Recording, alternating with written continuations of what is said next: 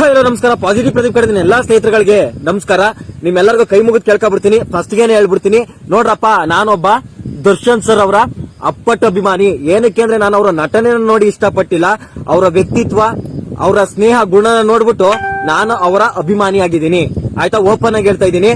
ಅದೇ ರೀತಿ ನಮ್ಮ ದರ್ಶನ್ ಸರ್ ಅವರು ಮಾಡಿರೋದು ತಪ್ಪಾಗಿದ್ರೆ ನಾನು ದರ್ಶನ್ ಸರ್ ಅವರ ಆಪೋಸಿಟ್ ಆಗಿ ನಾನು ಮಾತಾಡೋಕೆ ಇಷ್ಟಪಡ್ತೀನಿ. ಏನಕ್ಕೆ ಅಂತ ಅಂದ್ರೆ, ನಾನೀಗ ಇಂದ್ರಜಿತ್ ಲಂಕೇಶ್ ಅವ್ರಿಗೆ 4 ಕ್ವಶನ್ ಕೇಳ್ತೀನಿ.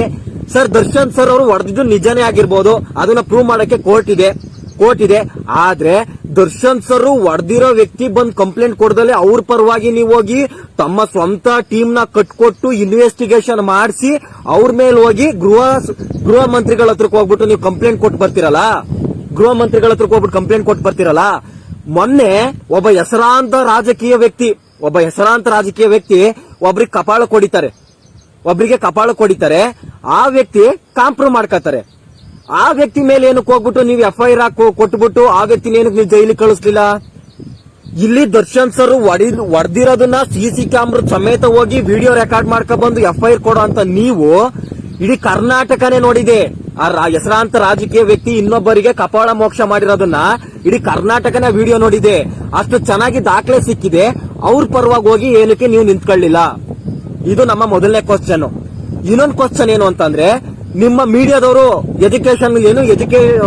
ವಿದ್ಯಾವಂತರಲ್ವಾ ನೀವು, ಮಾಧ್ಯಮದವರು 4 ಸ್ತಂಭ ನೀವು ಇಡೀ ಸಮಾಜಕ್ಕೆ ನೀವು ಹೋಗಿ ದರ್ಶನ್ ಸರ್ ಹತ್ರ ಮೈಕ್ ಹಿಡಿದು ಕೇಳಿ ರೆಕ್ಕೆ ಪುಕ್ಕ ಕಟ್ ಮಾಡ್ತೀವಿ, ತಲೆ ಕಟ್ ಮಾಡ್ತೀವಿ, ಇದೆಲ್ಲ ಒಬ್ಬ ಚಲನಚಿತ್ರ ನಟ ಮಾತಾ ನೀವು ಕೇಳಿ ಅದನ್ನ ಜನಗಳು ಫಾಲೋ ಮಾಡ್ತಾರೆ ಅಂತ ಒಂದ್ ಮಾತಂತಿರಲ್ಲ, ಅದೇ ಮಾಧ್ಯಮದವ್ರೇನೆ ದರ್ಶನ್ ಸರ್ ಅವ್ರಿಗೆ ಈ ರೆಕ್ಕೆ ಪುಕ್ಕಗಳು ಕಟ್ಕೊಂಡ್ ಬರ್ತಿರೋ ವಿಚಾರಗಳಿಗೆ ನೀವ್ ಏನ್ ಮಾಡ್ತೀರಾ ಅಂತ ಕ್ವಶನ್ ಕೇಳಿದ್ದಕ್ಕೇನೆ ದರ್ಶನ್ ಸರ್ ಅವರು ನಾವು ರೆಕ್ಕೆ ಪುಕ್ಕ ಕಟ್ ಮಾಡಲ್ಲ, ತಲೆ ಕಟ್ ಮಾಡ್ತೀವಿ ಅಂತ ಅಂದಿದ್ದು. ಸರಿ, ಅದೇ ಮಾತನ್ನ ನಾನು ನಿಮ್ಮ ಹತ್ರಕ್ಕೆ ಬರ್ತೀನಿ. ದರ್ಶನ್ ಸರ್ ಅವರು ತಲೆ ಕಟ್ ಮಾಡ್ತೀನಿ ಅಂದಿದ್ದನ್ನೇ ನೀವು ದೊಡ್ಡದಾಗಿ ಅನ್ಕೊಳ್ತಾ ಇದ್ರಲ್ಲ. ಒಂದು ಕಾಲದಲ್ಲಿ ಅಂಬಿ ಅಪ್ಪಾಜಿ ಅವರು ಮೀಡಿಯಾ ಮುಂದೆ ನಿಂತ್ಕೊಂಡು ಎಷ್ಟು ಚೆನ್ನಾಗಿ ಮಾತಾಡ್ತಿದ್ರು ಅಂತ ನಿಮಗೆ ಗೊತ್ತು. ಅವಾಗೇನಕ್ಕೆ ನೀವು ಹೋಗಿ ಅಂಬಿ ಅಪ್ಪಾಜಿ ಹತ್ರ ಕೇಳಲಿಲ್ಲ? ಸರ್, ನೀವು ಮಾತಾಡೋದನ್ನ ಜನಗಳು ಅದನ್ನೇ ಫಾಲೋ ಮಾಡ್ತಾರೆ. ಮೀಡಿಯಾ ಮುಂದೆ ತಿಕ್ಕ ಮುಚ್ಕೊಂಡು ಹೋಗಲೇ ಏನೇನೋ ಮಾತಾಡ್ತಿದ್ರು ಅಂಬಿ ಅಪ್ಪಾಜಿ, ನಾವು ಮರ್ಯಾದೆ ಕೊಡ್ತೀವಿ, ಆಯ್ತಾ? ಅದನ್ನ ಇಂದ್ರಜಿತ್ ಲಂಕೇಶ್ ಅವರು ಏನಕ್ಕೆ ಹೋಗಿ ಅಂಬಿ ಅಪ್ಪಾಜಿ ಹತ್ರ ಹೇಳಿಲ್ಲ? ದರ್ಶನ್ ಸರ್ ಹೇಳಿದ್ರು ಮಾತ್ರ ಫಾಲೋ ಮಾಡ್ತಾರೆ, ಹಂಗಾರೆ ಅಂಬಿ ಅಪ್ಪಾಜಿಗೆ ಅಭಿಮಾನಿಗಳಿಲ್ವಾ? ಆಮೇಲೆ ಬೇರೆ ಹೀರೋಗಳಿಗೆ ಅಭಿಮಾನಿಗಳಿಲ್ವಾ? ಅವ್ರ ಹಂಗಾರೆ ಏನು ಫಾಲೋನೇ ಮಾಡ್ತಾ ಇಲ್ವಾ? ಹಂಗಾರೆ ಆ ಸೆಲೆಬ್ರಿಟಿಗಳು ಏನು ಕೆಟ್ಟದಾಗ ಮಾತೇ ಅಂದಿಲ್ವಾ ಸೋಷಿಯಲ್ ಮೀಡಿಯಾಗಳಲ್ಲಿ? ಆಮೇಲೆ ಇನ್ನೂ ಒಂದ್ ಮಾತಂತೀರಾ, ಕನ್ನಡನ ಉಳಿಸ್ಬೇಕಾಗಿರೋದು, ಬೆಳೆಸಬೇಕಾಗಿರೋದು ನೀವು ದೊಡ್ಡ ಸೆಲೆಬ್ರಿಟಿ ಆಗಿದ್ದೀರಾ, ನೀವು ಹಿಂಗಾದ್ರೆ ಉಳಿಸಲ್ಲ ಅಂತ ಒಂದ್ ಮಾತು ಕೇಳ್ತಿರಲ್ಲ. ಸಾರ್, ನಮ್ಮ ಕನ್ನಡದ ನಟರಾಗಿರೋದಕ್ಕೆ ನಮ್ಮ ಚಾಲೆಂಜಿಂಗ್ ಸ್ಟಾರ್ ದರ್ಶನ್ ಸರ್ ಅವರು ಒಬ್ಬ ಸೀರಿಯಲ್ ಅಲ್ಲಿ ಆಕ್ಟ್ ಮಾಡೋರನ್ನ ಕರ್ಕ ಬಂದ್ರು. ರಾಬರ್ಟ್ ಅನ್ನೋ ಮೂವಿಲಿ ಚಾನ್ಸ್ ಕೊಟ್ಬಿಟ್ಟು ಅವ್ರ ಕೈಲಿ ಆಕ್ಟಿಂಗ್ ಮಾಡಿಸ್ತಾರೆ. ಆದ್ರೆ ನೀವೇನ್ ಮಾಡ್ತೀರಾ? ಬಾಲಿವುಡ್ಗೆ ಹೋಗ್ಬಿಟ್ಟು ಸನ್ನಿ ಲಿಯೋನ್ ಕರ್ಕ ಬಂದ್ಬಿಟ್ಟು ಅರ್ಧಂಬರ್ಧ ಬಟ್ಟೆ ಹಾಕಿಸ್ಕೊಂಡು ತಿರ್ಗಾಡಿಸ್ಕೊಂಡು ಅದ್ರಲ್ಲಿ ಹೆಸರು ಮಾಡಕ್ ನೋಡ್ತೀರಾ, ಅದ್ರಲ್ಲಿ ದುಡ್ಡು ಮಾಡಕ್ ನೋಡ್ತೀರಾ?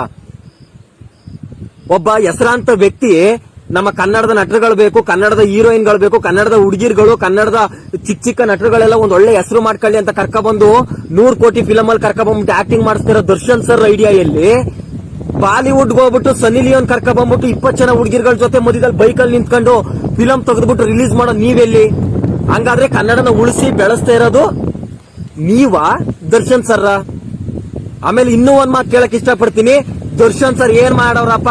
ಏನು ಮಾಡಿಲ್ಲ. 4 ಜನಗಳಿಗೆ ಕೆಟ್ಟದಾಗ ಮಾತು ಬೈತಾರೆ, ಎಣ್ಣೆ ಕುಡ್ಕೊಂಡು ಹೊಡಿತಾರೆ, ಹೋಟ್ಲ್ ಹುಡುಗರುಗಳು ಹೊಡಿತಾರೆ ಅಂತ ಅನ್ಬಿಟ್ಟು ಕಂಪ್ಲೇಂಟ್ ಕೊಟ್ಟಿದ್ದೀರಲ್ಲ, ಅದೇ ದರ್ಶನ್ ಸರ್ ಅವರು ಇದೇ 25 ಕೋಟಿ ಪ್ರಕರಣಕ್ಕೆ ಅವರೇ ಖುದ್ದಾಗಿ ನಿಂತ್ಕೊಂಡು ಕಂಪ್ಲೇಂಟ್ ಕೊಟ್ಟಿರೋದಕ್ಕೋಸ್ಕರ ಇವತ್ತು ನೀವು ಮುಂದೆ ಬಂದಿದ್ದು. ಅಥವಾ ದರ್ಶನ್ ಸರ್ ಆ 25 ಕೋಟಿ ವಿಚಾರಕ್ಕೆ ಅವ್ರು ಕಂಪ್ಲೇಂಟ್ ಕೊಡಿಸ್ತಲೇ ಹೋಗಿದ್ರೆ ಇವತ್ತು ನೀವು ವಿಷಯ ಎತ್ತುತ್ತಾ ಇರ್ಲಿಲ್ಲ.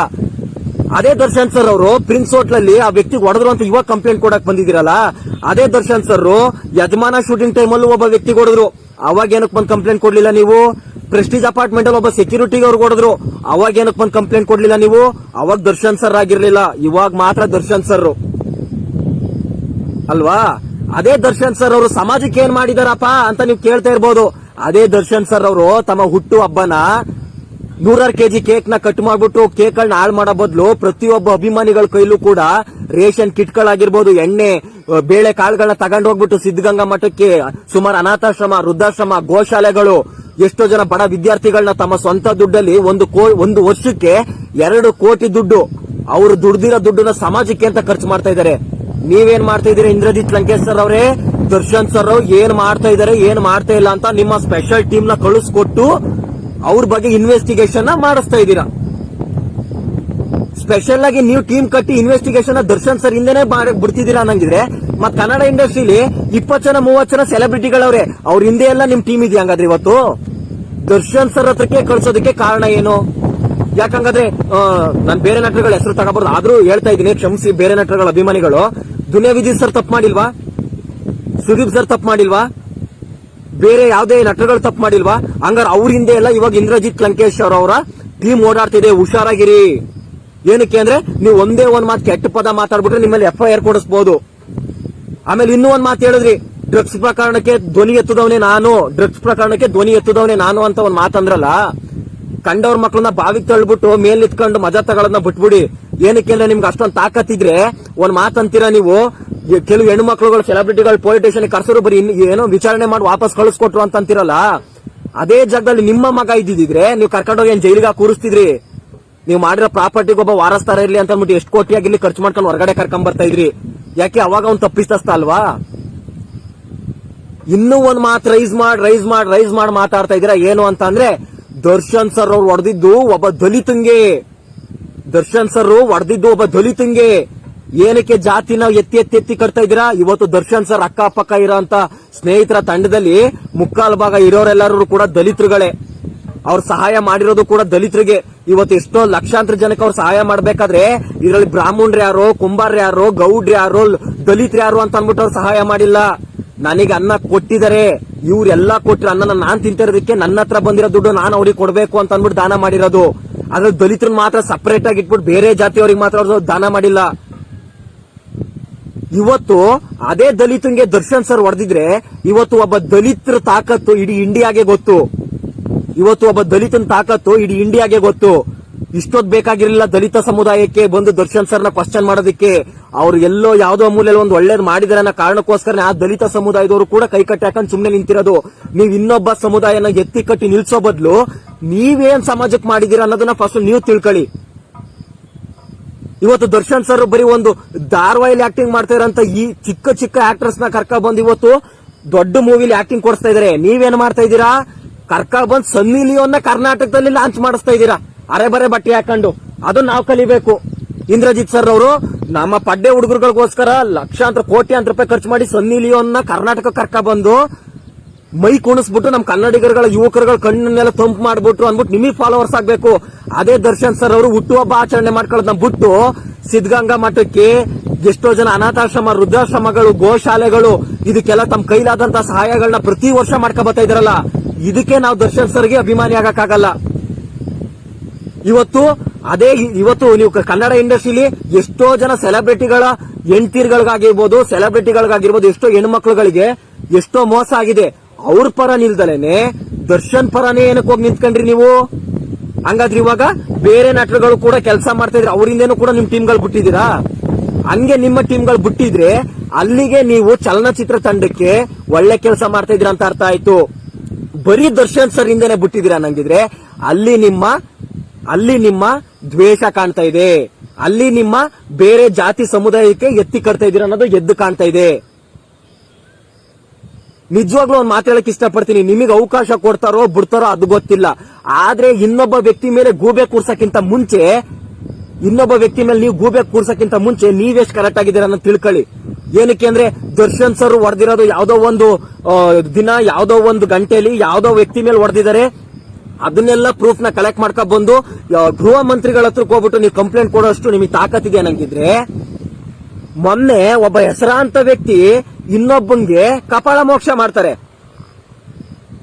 ಅವ್ರನ್ನ ಏನಕ್ಕೆ ನೀವು ಕರ್ಕೊಂಡೋಗಿ FIR ಕೊಟ್ಟು ಅವ್ರಿಗೆ ಏನಕ್ಕೆ ನೀವು ನ್ಯಾಯ ಕೊಡಿಸ್ಲಿಲ್ಲ? ದರ್ಶನ್ ಅವ್ರ ವಿರೋಧವಾಗಿ ಏನಕ್ಕೆ ನಿಂತ್ಕೊಂಡ್ರಿ?